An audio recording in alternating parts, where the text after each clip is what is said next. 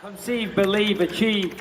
This is former UFC middleweight champion of the world, Michael Bisping. Paddy the Baddy here. You're listening to Combat Sports UK. And you're watching Combat Sports UK. Hello, I'm Scott Bogey from Combat Sports UK, here with Tye Palmer, ahead of his fight against Paddy McCorry at Cage Warriors 180. How are you doing today? Good, mate. Like you say, it's a little bit late, but it's fine. We were just finished at the gym, just got home and put the kettle on and stuff, ready for a quick chat, all good. And how has the training camp been? Yeah, training camp's been it's been a good one. I was talking to Cage Warriors after March. We was looking at July sort of time, and it was just I think that because the cars were already kind of packed up and stuff, so it's kind of difficult to get matched up, and so it was like, okay, we'll wait it out. I had a bit of a foot injury anyway, because I fought in March, end of March, which I was just healing up, so it kind of suited me. And then thought, I'll get ready for September because I knew they had cards in September, a couple of cards, but that just didn't work out for whatever reason. I was chatting with Ian Dean, all was well, but it was proving a bit difficult to get not a match up because no one wants to fight me. It was just everyone was busy, and so it was kind of that. It was a little bit frustrating, but I knew that I didn't want to take a fight somewhere else and not get an opportunity to fight on Cage Warriors, Exactly. And you are fighting Paddy, who is fresh off the Ultimate Fighter. I think he got to the semi-finals. Do you feel like that is a name that if you beat him, you've put your name on the map? For sure. Yeah, for sure. I know. Obviously, I watch. I'm a fan of the sport, so I watch it. I tune into Cage Warriors and whatnot, as well as like the larger organizations like the UFC. I've never watched him fight like sort of live, but obviously I just catch up on things, and I've got nothing bad to say about the dude. You know what I mean? He's pretty. He seems skilled, very explosive. It's a good matchup, man. It's one of those ones that gets you up in the morning. Like you say, it's a bit of a name, and obviously he's fresh off the Ultimate Fighter, and he did well on there. So yeah, it's great. It's a great challenge. That's what I'm here for. I'm here for the challenge, And what brought you back into MMA? Because obviously you were in the sport, and then in 2015 you had a wee bit of a break, came back about 8 years later, and you're now on a 2-fight win streak. So what brought you back?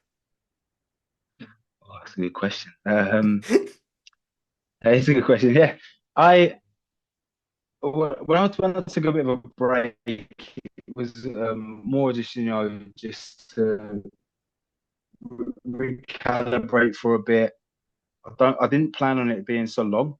Obviously, I probably had about a good couple of years of kind of like passively training. Do you know what I mean? I'm just there for fun, just staying in the game. Obviously, most of my friends are from that world, so it's just like it's an easy way to hang out with everybody.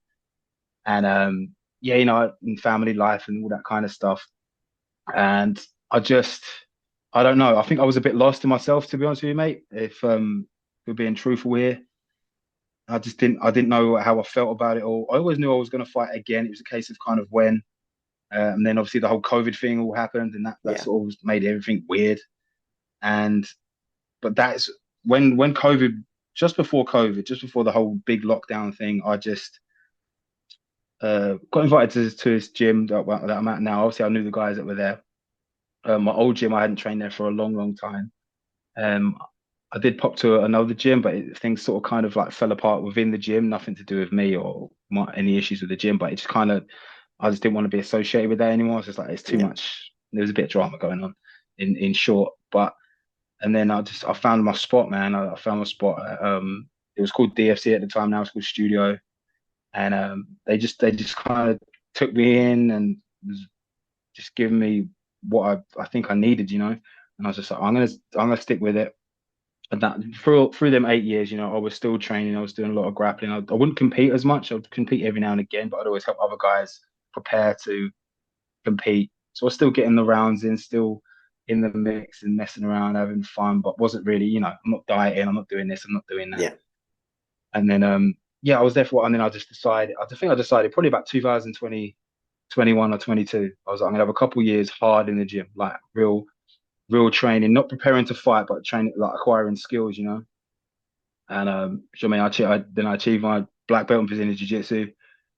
I was competing regularly, sparring regularly, like MMA wise, working on Muay Thai, kickboxing, and all that kind of thing. And I was like, I'm sort of gearing up, and then an opportunity sort of come up, and I was like, you know what, I need to just jump in there, see how I feel. That's how I felt. Like I just like, I'm gonna jump in there, see how I feel, and even if I won, I might have been like, nah, whatever.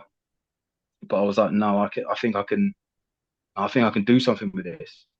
I think I can do something with this and compete with some of the higher levels, especially in Europe. And I was like, yeah, why waste it? Why waste it? I don't want to wake up one day when I'm 40 or when I'm too old to do this and regret it. So I'm just Yeah. yeah, I thought I felt good. And then that was it, mate. That was that's kind of it. And I've just stayed with it. Stay with it. And how good was it when you got back into the cage, you got that first round stoppage over Matthew Holland? How good must that have felt? It was a weird. It was weird. It was weirdly. I didn't think it would bother me as much, if you know what I mean. I thought like, oh yeah, I've got the win. I knew it always feels good to win, Yeah. but it really felt good. I was just like, I needed to just feel that feeling again, to feel like just be in that environment again. Referee lock the door, corners. It's a weird situation. I didn't know how I was going to deal with, the pressures of the situation, and I just found myself enjoying it. I was like, oh, I enjoy this a lot, and obviously, like, no disrespect to like, Matthew Holland, obviously he's been around and stuff. He's tough enough, but like, I knew I could beat that guy. I knew I could beat him. So there was no like, how can I put it? I wasn't. There was no fear. There wasn't like any kind of. I got Yeah. the pre-fight anxiety. That's fine, but there's none of that. Like, I've got to be careful of this. I've got to be careful of that. I still kept Yeah. it tidy. I thought it was still a tidy finish and a tidy fight. Took my time. Obviously, still got a stoppage in the first, but and then that's when we moved on to the next fight with George Smith, and then that was more like, this is better. Like this is what I wanted. Good guy from a good gym, Cage Warriors vet. Recently been back on as well, and he won in Yeah. the first round, which I was happy to see that for George. He's a nice dude, and that's when I that's when I really knew. I was like, no, I can do something here. I can do something. So do you feel like with that victory over George, seeing what George done against Craig Rollins back, I think it's in July, do you feel like that Yeah, shows that you are at that level of competing in Cage Warriors? Not just being in there, competing. yeah, yeah, for sure. I mean, I think a better example would be like just the fact that he'd been on that show and won some fights on that show. He fought some gym at Manchester Top Team in it. I think he's from, Yeah. and he's a big middleweight too. He's like the same size as me. Like I was shocked actually how big he was. I was like, geez, he's just as big as me. Usually I'm quite tall and so same for Paddy as well. Paddy's Yeah. similar, and I was just like, this is a real fight. That was a real fight to me. I was like, okay. I had a bit of a slow start in that first round and stuff, but once I got going, I just felt like I was better everywhere, better on the feet, better on. The only option he had was to take me down, and he couldn't do that. And then on the ground, I just felt like I was better, And but it was a good, solid 3 rounds. If there was another round, I think I would have stopped him, And I was good for another round, which was great. But for the mind, but I can go for 3 and maybe more. So yeah, it gives me the reassurance, the confidence that I can compete. I can compete with these guys on Cage Warriors. Exactly. And do you think one of the advantages you will have when you step inside that octagon is the fact that Paddy's only had 5 fights in the cage, whereas you've had 13 in your whole career. Um, I I do believe experience does count. I think it does count for some, but at the same time, I think it's quality as well. Yeah. So if some guys may have only had like 3 or 4 fights, but they fought just very high quality the whole way. Um, I don't know. I don't know if experience does take a little bit. Obviously it gives me. I don't feel weird in there. I've seen a Yeah. lot. I don't think there's anything he can show me that I haven't really seen or dealt with before, whether it's in the gym or like in the cage. And then, but then I look back at obviously I had that very long break. I don't discount it, but like from there to now, it's like it's so different. I'm just a completely different athlete now. If they're going to judge me by the fights in the past, then Yeah. they're not going to be dealing with the same guy at all. So do you feel like this you coming back from that eight year break is kind of you like resetting your career? Like I know you're going to have those fights on your record still, but this is your career from now. Sure, yeah, that's kind of how I try to look at it. Like I said, they're on your record, but it's there. Yeah. They existed. They happened. Um, I just think, yeah, like you say, it's a reset, a little reset and a restart, and I just feel like it's totally different. It's totally different now in a good way. And how did it feel being in the capital on one of the biggest cards of the year? It has two title fights in Gittins and Camp defending their belts. You have Cullen versus um I like Tobias Harrier. Yeah, Then you yeah, have yeah. I really, that's a great fight. There's just so many good fights on the whole card, top to bottom. And obviously, I'm super excited about that. I don't live too far. I don't live too far from yep, the arena. I'm about maybe 45 minutes drive from the arena and stuff. Not too far. I might call it an hour. And obviously, it's in London. I don't live in London, but I'm kind of next door to London, so I've got plenty of support coming up, which is great. Great venue. I fought in there before in Indigo. It's really cool in there, and just hopefully we can. Yeah, I'm just glad to get my chance on the big show against, and then they've given me a big name. They have given me a big name. and do you feel like that kind of shows how much Cade Warriors does value you, knowing that they have put you up against one of their tough tests? Um, yeah, I guess so. I guess so. But I think once you get to the Cage Warriors, then you're gonna get those guys. Yeah. You're now all in the same pot. You're in the same division, and then so we can't be all surprised when a name pops up and you're like, oh, him or him or him. It's just like we're in the same division. So, and we're all in the same division for the same reason. It's like Cage Warriors brought us in. I believe they brought me in after my victory with George because they were watching George. I believe Yeah. that they were watching George for that fight. And then obviously they was like, oh, okay. Obviously, I know Ian Dean from the past, good dude. And yeah, I think he messaged me maybe a day or two after, and was like, "I heard you had a good fight. Let me know if you're interested on fighting on Cage Warriors, And I was like, let me think about it. But I was thinking, yeah, no problem, man. I'll let you know to let me heal up my foot, and we'll get something going. And You he kept his word. you're just like oh you reply, yes, I'll think about it. Other end of the line, you're like, yeah, my mind's already made up. Yeah. Yeah, I just spoke to some of the team. I was like, oh, boys, look, he's been in contact. It was a nice one, and so I'm good friends, teammates with Cameron Else. Yeah, Obviously, we was up in Scotland when he fought Reece he's McEwen. pretty good. I was up in his corner up there. It was great, and yeah, so it's just nice, man. I just feel like that's where I should have got to before. Yeah. Haven't I done things like a little bit differently, a little bit properly? I'm just in a better state of mind, more mature now, and it's like I said, it's just a different thing. It's just a different thing. I'm ready for cage fights.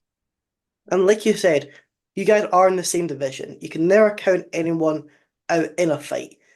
Just like in the UFC 30, I think it's 308, I think it is, 309, where John Jones card, you have Bo Nickel versus Paul Craig. Whereas everyone's saying how big of an achievement it would be once Bo Nickel gets the victory, what that could do for that career. However, no one's really speaking about what happened when Paul Craig wins. And he has been known to get the upset against some up and coming prospects, like the number one contender in like heavyweight in the UFC, and Kalaev, Yeah, Jamal Ankalaev. Hill. Yeah, Jamal He's Hill. got these big wins. It can help It, his career massively. it's I'm actually rooting for Paul Craig. I like Paul Craig. I think he's a good dude. And I know he's not English, but he's from the UK, so I'll Yeah, support anyone that's from the UK. Definitely root for him, and people like Chris Duncan as well.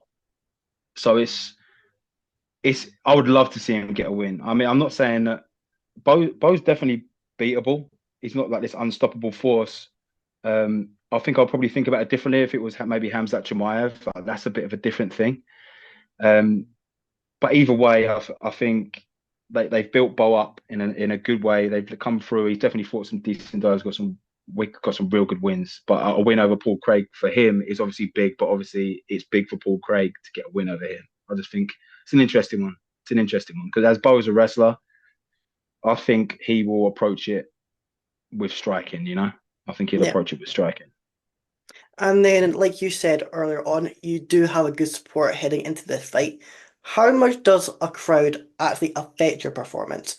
Because obviously, you're in the cage. It is just you and that your opponent. Are you able to block out the crowd, or does that help inspire you to get the victory? I think everyone's a bit different. I like a bit of an audience, if that makes sense.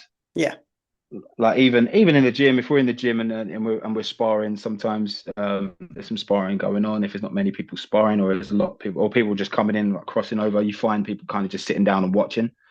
And I tend to enjoy that a bit more. I don't know what that is. Maybe it's because it's a bit performative, and no matter what you say, it's a sports entertainment. People like to watch it. But yeah, I do like a bit of crowd noise. I do like a bit of the atmosphere, like the buzz around it. It does add to like your kind of the pressure and the nerves, but that's what I like. That is what I like. I prefer it to be. I'd rather be like high stakes. Everyone's yeah. watching. Everybody's watching. You know, I prefer that, and I think it brings out the best in. I think it brings out the best in a lot of fighters, if not all of them. And then one of the other things that Cage Warriors have done just this year is their Pride Fighter tournament has came back. How much would you like to be part of that in the future? Oh, if they did a middleweight one, yeah. Of course. Why not? Yeah. I said they fight twice in one night, don't they? I think Yeah, if you win yeah, the first two rounds, then you win. Or if you finish it, then you finish it. That changes the dynamic of a fight big time, knowing you got to fight again. But yeah, I would if they offered that to me, I'd I'd just say, I'll think about it, wink wink, and and then put my phone down, make a cup of quick and phone the boys and be like, look, this is what we're doing. We're doing it. I would 100% enter that. And then everyone I've asked this question to have all had the same answer. Don't think it'll be any different. What would be more important, the title shot or the 50K? Title shot. Oh, okay. Everyone else has said it's a 50K. Title shot. 50K is obviously great, like, but if you get the title shot, that means you've won 50K. You Yeah, know what I that's mean, from true. the tournament. So yeah, that's a tough question, I guess. But I mean, the money will the money comes and goes, right? Like 50K is obviously that's a nice big chunk of change that comes into the bank for a night, for a night's work, a few months of training, and all that jazz. But really, really, you want to be part of the lineage of whatever Yeah, division you're in. If you're named as a guy that won 50 grand in one night, then that's it. It's great. I'm sure it goes down in some sort of history book. But like, well, if you go down as middleweight world champion or cage weight, that never goes away. yeah. I think that's what most competitive athletes really want. The money's great. I'm not going to say no. By the way, yeah, not saying no to 50 grand. By the way, but like having a name etched in etched with the rest of the champions, that's something to be proud of. And do you feel like with Cave Wars, they've kind of like they've conquered the UK market? Because obviously you do have other organizations like Fightstar and Unity. However, Mhm. Octagon, they've left the UK. They're now focusing more in Europe. Do you feel like that's because Cave Warriors have just solidified themselves as being the number one organization in the UK? No, probably from a promoter's point of view, it's probably a good move for Octagon and stuff. They can corner somewhere else. I know Yeah, Octagon do a lot in Germany. I don't know where else they do it. Obviously, I've seen a few guys that go out in Germany. I've got a few mates Czech that have been out there and Republic. fought on there. yeah, Czech Republic. You know what I mean? So Yeah. I think it's probably a good move for them. They seem to be getting some big venues and some big crowds and some good names like fighting on there. So I would say so. I know Cage Warriors. They obviously last week they went to Italy. So they got a few. They get fighters from all over Europe. Obviously, even next week in London, there's lots of lads that are Yeah. from elsewhere. Obviously, it's mainly UK kind of based, but like England, Scotland, Wales, Ireland, and stuff. I just think it's a bit of a hotbed, the UK, and especially for Cage Warriors, it's always been in the UK. So I think it's always had a solid following since forever, since as long as I can remember. And how did you get into MMA back in like when you just first started? I think I first walked into a gym when I was about 16, 15 or 16. I'd done a bit of kickboxing, just kind of, you know, just rolling up doing a bit of kickboxing, just wanted to Yeah. learn something new. Always enjoyed combat sports, like watching on TV and stuff. It's one of them that, your parents are kind of like, well, I don't really want you to, do that kind of thing. I'm like, all right. But when I got to like 15, 16, you can make your own decisions. I was always in the gym, like keeping in shape. And I knew how to kickbox. I did that for a few years. And then an MMA gym opened nearby.